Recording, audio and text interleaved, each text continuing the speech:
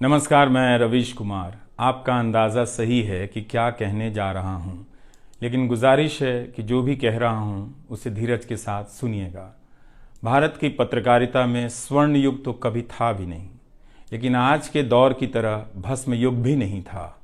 भस्म युग से मेरा मतलब है जहाँ इस पेशे की हर अच्छी बात तेज़ गति से भस्म की जा रही हो। यह दिन भी आना ही था। इस देश में अलग अलग नाम वाले अनेक चैनल हो गए हैं, मगर सब हैं तो गोदी मीडिया ही। उसका परिवेश, उसका इकोसिस्टम, पत्रकारिता का और माहौल सब खत्म कर दिया गया है। मगर पत्रकारिता करने और कराने का दावा भी सब कर रहे हैं। खासकर वो भी कर रहे हैं जो उसी सत्ता का हिस्सा माने जाते हैं, उसी के रूप में देखे जाते हैं, जिसकी ताकत से हर दिन पत्रकारिता इस देश में कुचली जा रही है। जब वो कहे कि वह उच्च स्तरीय पत्रकारिता करना चाहता है, तब ऐसा दावा करने वालों को जरा संदेह की निगाह से देखिए। गोदी मीडिया और सरकार भी पत्रकारिता का अपना मतलब आपके ऊपर थोपना चाहती है। अगर इसका मतलब किसी भी रूप में वही है, तब आप एक बार फिर से झांसे में आने वाले हैं। इस वक्त अपने संस्थान को लेकर कुछ खास नहीं कहना चाहता, क्योंकि भावुकता में आप तटस्थ नहीं होते, ऑब्जेक्टिव नहीं हो सकते हैं। एनडीटीवी में 26-27 साल गुजारे हैं। इतनी लंबी यात्रा के अपने उतार चढ़ाव भी हैं। अनेक साथी, वरिष्ठ, कनिष्ठ सब शामिल हैं। कितने लोगों ने साथ दिया है। इन अनुभवों के बारे में कभी भी वस्तुनिष्ठ तरीके से नहीं बोला जा सकता, और आज के दिन तो बिल्कुल नहीं, क्योंकि कई बार तथ्यों के साथ भावनाएं मिल जाती हैं और भावनाओं के तूफान में बहुत सारे तथ्य छूट जाते हैं। बेहतर है कि इसे संक्षिप्त ही रहने दिया जाए। जो आदरणीय शख्स हैं उन्हें मैं याद कर ही रहा हूँ। काफ़ी सारी शानदार यादें हैं एनडीटीवी में, अब दोस्तों के बीच सुनने सुनाने के काम आएंगी। आज के दिन किसी एक व्यक्ति का नाम लेना मुश्किल हो रहा है, तब जब आपके पेशेवर जीवन में अनेक लोगों का हाथ हो। कैसे एक का नाम ले सकते हैं? मैं जानता हूं कि पूर्व सहयोगी, मौजूदा सहयोगी सब मुझ में अपना हिस्सा देखते हैं, और वो सही भी है। मुझे सभी से कुछ ना कुछ मिला है। मैं सबका ही आभारी हूं। इसलिए एक का जिक्र कर बाकी को छोड़कर आप न्याय नहीं कर सकते, खासकर ऐसे दिन। वैसे भी इस वक्त तो हर चेहरा ही अच्छा नजर आ रहा है, क्योंकि सबने मेरे अनुभवों को, मेरे जीवन को समृद्ध किया है। बेटी विदा होती है तो वो दूर तक पीछे मुड़कर मायके को देखती रहती है। मैं इसी स्थिति में हूँ। अभी मुड़कर देख लेने दीजिए, फिर कभी विस्तार से एनडीटीवी की बात करूँगा, लोगों के बारे में और एनडीटीवी के बारे में, डॉक्टर रॉय, राधिका रॉय के बारे में भी। मैं कई लोगों की प्रतिक्रियाएं पढ़ रहा था। बहुत सी बातें तो मुझे आज ही पता चली। हैरानी हुई कि हर किसी के पास एनडीटीवी का एक अलग ही किस्सा है। वाकई उन 27 वर्षों के बारे में ठहर कर और संभल कर बात करने की ज़रूरत है। एनडीटीवी ने एक चीज़ सिखाई कि टीवी में और टीवी का एक ही मतलब होता है, टीम। एंकरों के स्टार बनाए जाने के बाद यह धारणा टूट गई, मगर आज भी टीवी के बुनियाद में यही है कि जितनी अच्छी टीम होगी उतना अच्छा काम होगा। अभी इस बात को यहीं रहने देता हूं, कभी किसी और वक्त के लिए, तब जब आप भावुक ना हों, तब जब मैं भावुक ना हूं कि एनडीटीवी छूट रहा है। अगस्त 1996 में एनडीटीवी से औपचारिक रूप से जुड़ा था। अगस्त 1996 में ट्रांसलेटर के रूप में, अनुवादक के रूप में। लेकिन उसके पहले कई महीनों तक मैं यहाँ चिट्ठियाँ छांटता रहा। बोरे में चिट्ठियाँ आती थीं और मेरे पास रख दी जाती थीं। तब दर्शक पोस्ट बॉक्स में चिट्ठियाँ भेजा करते थे। देश भर से दर्शक अपने हाथों से अलग अलग कार्यक्रमों के एंकरों को लिखा करते थे। इन्हें पढ़ते हुए मैंने टीवी के कार्यक्रमों के आसपास दर्शकों को बनता देख रहा था। मेरा काम था उनकी बारीक नज़र से लिखी गई चिट्ठियों पर रिपोर्ट बनाना और एंकरों या कार्यक्रम के प्रोड्यूसर को सौंप देना। दिहाड़ी का काम था, उसी के हिसाब से मजदूरी मिलती थी, पैसे मिलते थे। मेरी जिंदगी में यह काम आज भी जारी है। आज भी आप मुझे सैकड़ों की संख्या में मैसेज लिखते हैं, हाथ से लिखी चिट्ठियां भी आती हैं, बहुत अच्छी लिखावट में। मैं ज़्यादातर मैसेज पढ़ता भी हूँ और सभी के नहीं तो बहुतों के जवाब देने की कोशिश करता हूँ। कई बार तो अपनी निराशा भी आपसे साझा कर देता हूँ। मैं आपके बीच आकर अपने मन का भाव नहीं छिपाता, क्योंकि मैं आपके बीच बताने के लिए आता हूँ। अगर खुद को ही छिपाने लगा तो वो पूरा बताना नहीं होता है। मुझे तो लगता है कि कई हजार दर्शकों के पास मेरे लिखे हुए जवाब होंगे। उंगलियों में दर्द रहने के कारण इन दिनों जवाब देना कम कर दिया है। तो एक तरह से जिन चिट्ठियों से एनडीटीवी में मेरी शुरुआत होती है, उनका आना जाना आज भी जारी है, आज तक जारी था। वो काम आगे भी जारी रहेगा, लेकिन इतने सारे सुझावों, जवाबों, अपेक्षाओं, शिकायतों और डांट के बीच सोना, जागना और जीना मुझे आपके हवाले करता चला गया। मैं खुद के पास तो रहा ही नहीं, आपके बीच गया तो घर ही नहीं लौटा। शायद अब कुछ वक्त मिलेगा खुद के साथ रहने का। आज की शाम एक ऐसी शाम है जहां चिड़िया को उसका घोंसला नजर नहीं आ रहा, क्योंकि कोई और उसका घोंसला ले गया है, मगर उसके सामने थक जाने तक एक खुला आसमान जरूर नजर आ रहा है। तो खैर, उसके बाद अनुवादक बना और कई पत्रकारों की रिपोर्ट का अंग्रेजी से हिंदी में अनुवाद करता रहा। इसके बाद मैं रिपोर्टर बन गया और फिर मेरी दैनिक रिपोर्ट की अलग यात्रा शुरू होती है। रवीश की रिपोर्ट से काफ़ी कुछ सीखने को मिला। तो इस तरह से ये एनडीटीवी में ही संभव हुआ कि एक चिट्ठी छांटने वाला इसके एक चैनल का ग्रुप एडिटर समूह संपादक बनता है और आज उसे छोड़ रहा है, इस्तीफा दे रहा है। बहुत बड़ी बड़ी शक्तियां पीछे खड़ी हैं इस एक पत्रकार के पीछे। तो स्वाभाविक है कि ये नौबत आनी थी, इसका अंदाज़ा मुझे पहले भी था। लेकिन जिस दिन आता है उस दिन अच्छा तो नहीं लगता है। लेकिन मैं आपसे यह भी कहना चाहता हूं कि जब भी मेरे बारे में मूल्यांकन करें, इस बात की सहानुभूति मुझसे ना रखें कि मैं चिट्ठी छांटता था। मैं उनकी तरह नहीं हूं कि अचानक चाय बेचने की बात करने लग गया। उतर रहा हूं जहाज से, बात कर रहा हूं चाय बेचने की। सहानुभूति के लिए या फिर अपने संघर्ष को महान बताने के लिए मैं ऐसा नहीं करना चाहता। इस देश में हर किसी का संघर्ष ही पहाड़ चढ़ने के जैसा है। आप एम्स के बाहर मरीज जो खड़े हैं, उनके परिजन जो खड़े हैं, उनसे मिल लीजिए। आपको पता चल जाएगा कि उनकी चुनौतियां कितनी बड़ी हैं और आपका दुख कितना कम है, छोटा है। लेकिन आज के दिन मैं आप सभी के बीच दर्शकों की बात करना चाहता हूं। इस दौर में कुर्सी पर बैठे किरदारों को टूटते हुए देखा, सबने देखा। संस्थाओं को भस्म होते देखा, आपने देखा। नफरती तूफान में लोगों को भटकते देखा, मगर मैंने इसी दौर में एक नई संस्था भी बनते देखी है। वह संस्था है जनता की संस्था, दर्शकों की संस्था। दर्शक ही अपने आप में इंस्टीट्यूशन बन जाते हैं। आप दर्शकों की संख्या भले कम है, मगर आप दर्शकों ने मिलकर जर्जर किए जा रहे इस लोकतंत्र में जनता नाम की संस्था का पौधा सूखने से बचा लिया। एनडीटीवी में मुझे जब भी अवसर मिला मैंने जान लगा दी। मैंने कभी उन अवसरों को अपने लिए नहीं देखा, बल्कि यही सोचा कि ये अवसर मुझे आप दर्शकों के लिए मिला है, इसलिए उन सभी अवसरों को आप दर्शकों की कहानियों से भरता चला गया और मैं आप दर्शकों का होता चला गया। आपका दावा मुझ पर बहुत बड़ा है, मैं जानता हूं। आप मुझ पर बहुत दावा रखते हैं। मेरे आसपास आप दर्शकों की वजह से एक न्यूज़ रूम बन गया था, पब्लिक न्यूज़ रूम, जो दफ्तर के भीतर नहीं, आपके घरों में था, आपके दिमाग में था। दुनिया भर में फैले कितने दर्शकों ने आगे आकर मेरी मदद की है। आपने कभी मुझसे पैसे भी नहीं मांगे, कभी एहसान तक नहीं जताया। विदेशों में मेरे लिए वीडियो रिकॉर्ड किया, रिसर्च किया। मेरा हर कार्यक्रम किसी न किसी दर्शक के सहयोग का उदाहरण है। आप दर्शकों ने मेरी जानकारियों को दुरुस्त किया है, गलती की है तो डांटा भी है और काफी कुछ उसमें जोड़ भी दिया है। कई सारे एक्सपर्ट, कई सारे छात्र, कई सारे प्रवासी भारतीय, स्थानीय भारतीय दर्शक बनने के साथ साथ मेरा साथ दे रहे थे और पत्रकार भी बन रहे थे और इस पेशे के एक छोटे से द्वीप को बचा रहे थे। इस प्रक्रिया को बिखरते देखना, दर्शकों के बनने की प्रक्रिया को बिखरते देखना और फिर से बनते देखना बहुत सुखद अनुभव रहा।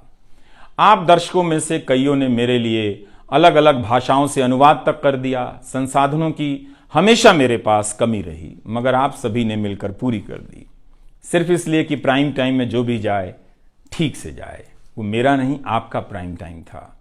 कभी खराब शो कर दिया तो आपने अपनी निराशा बताने में कोई संकोच नहीं की। आप वाकई लाजवाब हैं। दर्शक ही मेरे नियमित संपादक हैं, निरंतर संपादक हैं आप दर्शक मेरे। मैं अक्सर कहता हूं कि एक पेड़ में कई बारिशों का पानी होता है। आपके जैसे दर्शकों के होने में ही किसी रवीश कुमार का होना है। आप हर मौसम में बरसात बनकर आ जाते हैं, सूखते पेड़ों को हरा करने आ जाते हैं।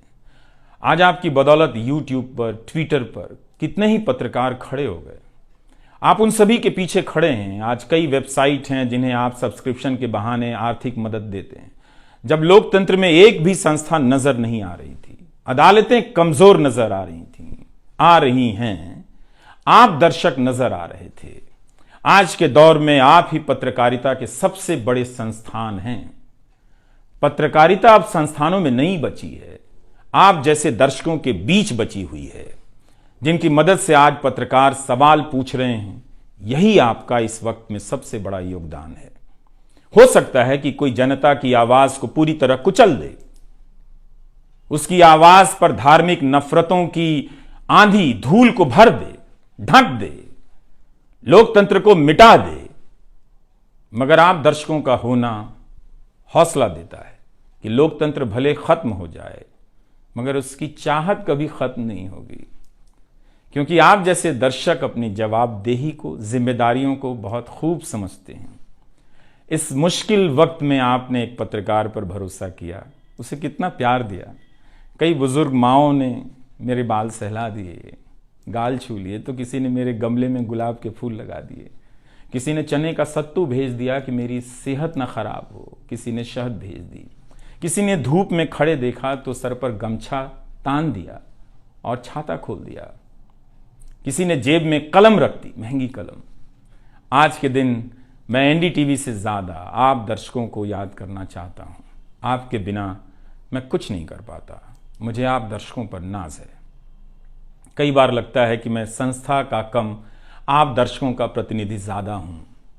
मुझे काम करने की आजादी मिली संस्था में, निर्बाध आजादी, और उस आजादी को मैंने हमेशा संभाल कर रखा, क्योंकि आपकी तेज नजर मुझ पर थी।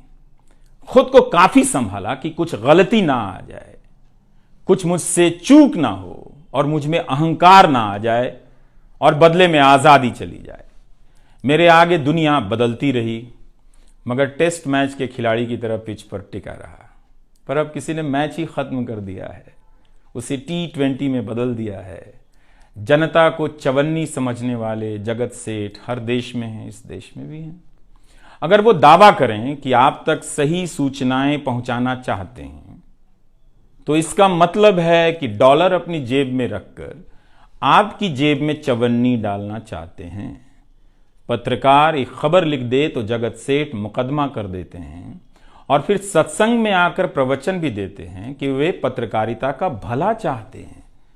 आप दर्शक इतना तो अपना भला समझते होंगे, इसलिए आज मैं अपने संस्थान से ज्यादा आप दर्शकों को याद करना चाहता हूं।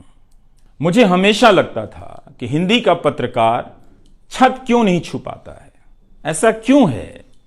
हिंदी पत्रकारिता के कई श्रेष्ठ संपादकों, पत्रकारों के कार्यों पर निगाह रहती थी, उनकी गहराई हैरान करती थी। फिर भी लगता था कि उनकी बात जमाने तक ठीक से नहीं पहुंची, पेशे के भीतर उन्हें उनकी जगह नहीं दी गई।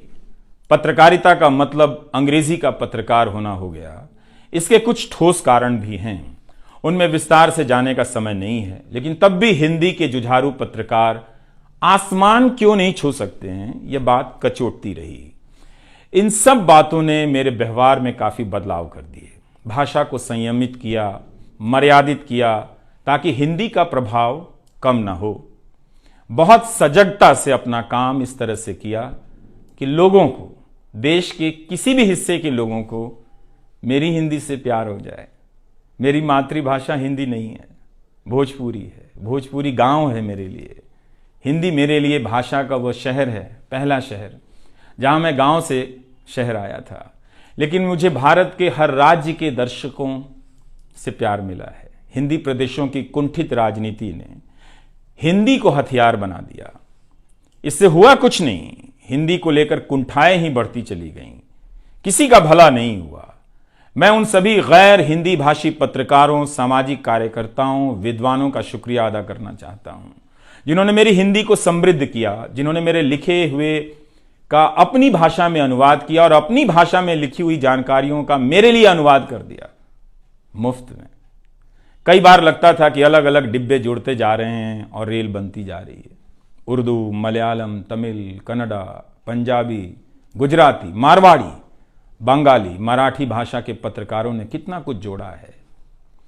यह बात कहीं हिंदी बनाम अंग्रेजी की तरफ ना मुड़ जाए, इसलिए कहना जरूरी है कि अंग्रेजी भाषा में लिखने वाले विद्वानों और पत्रकारों ने मेरी खुलकर मदद की है, मेरे साथ बराबरी का व्यवहार किया। जो नहीं कर सके, ऐसे हैं, उनका क्या हिसाब करना, उनका क्या रोना, मगर जो बराबरी के साथ पेश आते रहे, उनका आभार व्यक्त करना चाहिए।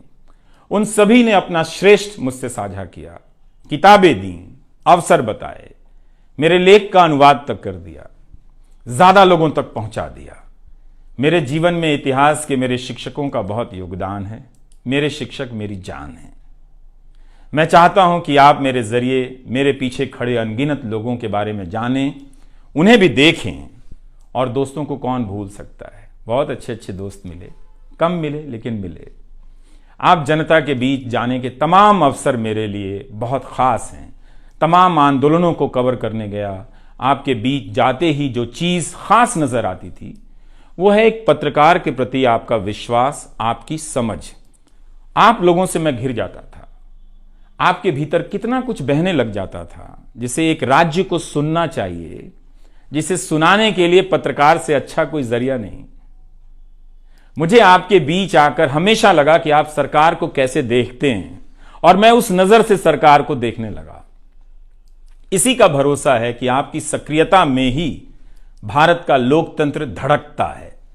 शाहीन बाग और किसान आंदोलन की जिद में मुझे सूरज की रोशनी दिखाई देती है। आपको जनता बनते हुए देखा है।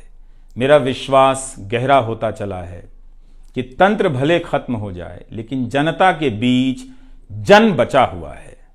एक दिन यही जन आज से बेहतर तंत्र बना लेगा। आज कुछ लोगों को यकीन हो गया है कि सारा तंत्र उनके कब्जे में है। अब जन का कोई मोल नहीं। मीडिया को खत्म कर विपक्ष और जनता को खत्म किया जा चुका है। ऐसा सही भी है, मगर यही शाश्वत नहीं है।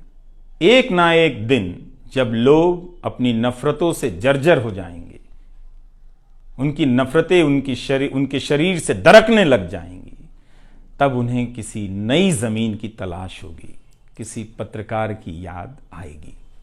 नफरत की गुलामी से बाहर आने का रास्ता आप ही बनाएंगे, आपको ही बनाना है। एनडीटीवी में मैंने लिखना, बोलना सीखा, दिखना सीखा, अच्छे कपड़े पहनना सीखा, टाई पहननी सीखी। बस केवल डांस नहीं आया, क्योंकि काम से वक्त ही नहीं मिला। आप सीख लीजिएगा।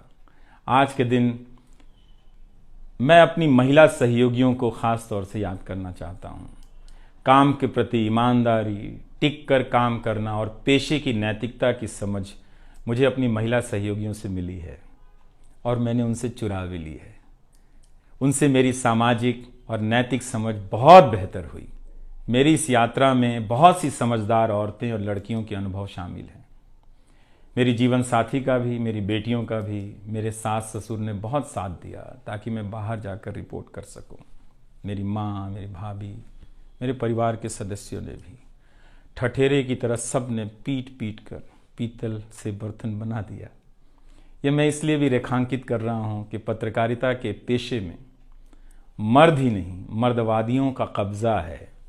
उनकी आक्रामकता के बीच कई बार दम घुटता था। इतनी आक्रामकता के बीच आप रचनात्मक हो ही नहीं सकते, संवेदनशीलता आ ही नहीं सकती। इस पेशे में तमाम महिला सहयोगियों ने मुझे मर्दों की आक्रामकता से बचा लिया। अगर आप इस पेशे में आ रहे हैं, विद्यार्थी हैं, तो हमेशा अपनी महिला सहयोगियों के साथ सलीके से पेश आइए, उनकी काबिलियत को स्वीकार कीजिए, तारीफ कीजिए।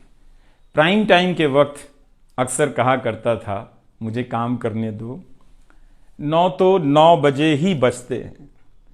सुबह उठते ही मेरे दिमाग में रात के 9 बजने लग जाते थे। मैं टाइप करने लग जाता था, रोज 5000, 6000, 7000 शब्दों की टाइपिंग।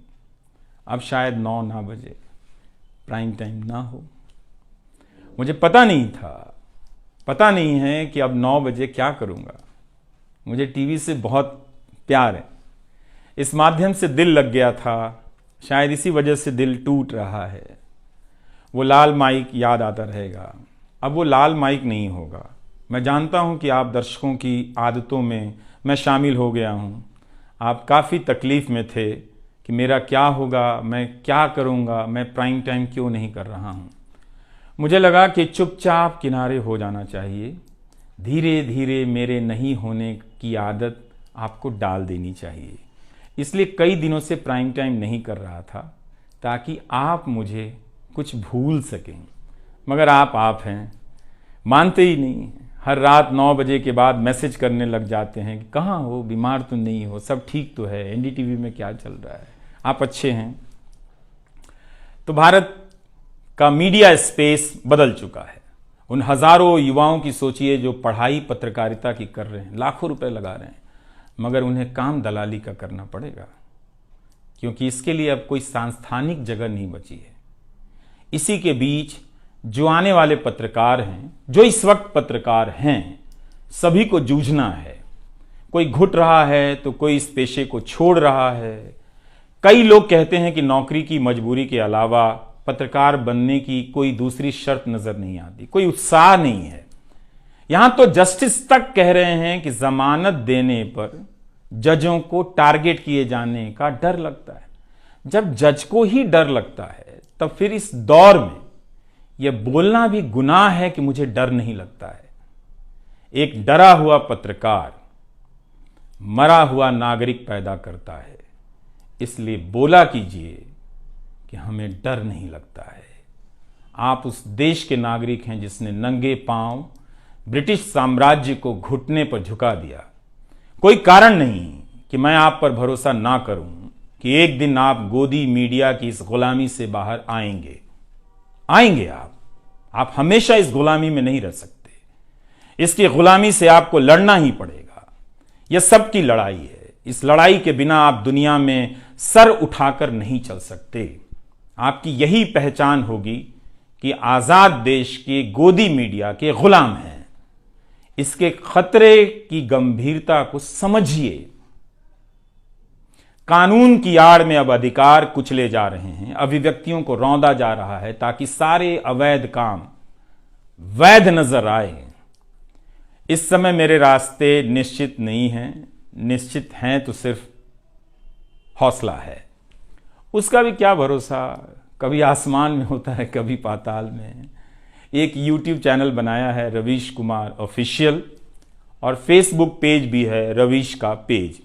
इसे सब्सक्राइब कीजिएगा। अब मैं YouTube पर ही नज़र आऊँगा, एनडीटीवी इंडिया पर नहीं।